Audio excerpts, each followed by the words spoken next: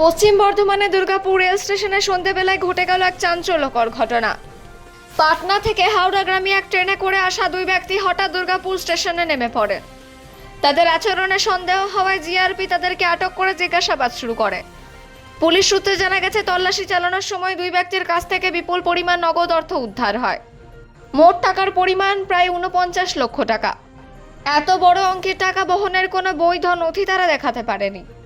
এর ফলে পুলিশের সন্দেহ আরও ঘনীভূত হয় এই অর্থ অবৈধভাবে এক স্থান থেকে অন্য স্থানে নিয়ে যাওয়া হচ্ছিল। বর্তমানে রাজ্যে নির্বাচনী আচরণবিধি কার্যকর রয়েছে। এই পরিস্থিতিতে এত বড় অঙ্কের নগদ অর্থ উদ্ধার হওয়ায় বিষয়টি অত্যন্ত গুরুত্ব দিয়ে দেখা হচ্ছে।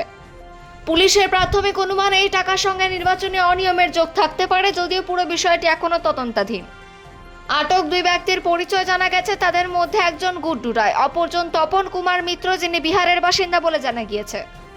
তাদের জিজ্ঞাসাবাদ করে টাকার উৎস এবং গন্তব্য সম্পর্কে বিস্তারিত তথ্য জানার চেষ্টা করছে পুলিশ।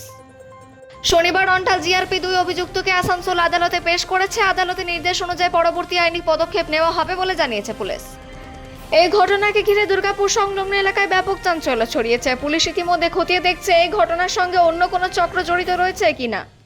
তদন্তে এগুলো আরও গুরুত্বপূর্ণ তথ্য সামনে আসতে পারে বলে মনে করা হচ্ছে। অন্ডাল থেকে অজিত মেসা, রিপোর্ট নিউজে।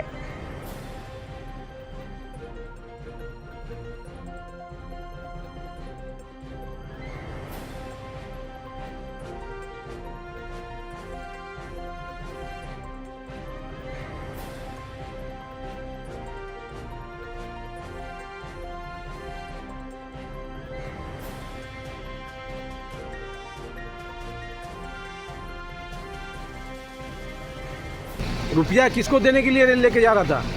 वो कलकत्ता में जा रहे थे सर। किसके पास? शक्ति दादा के। शक्ति दादा काहे लिए?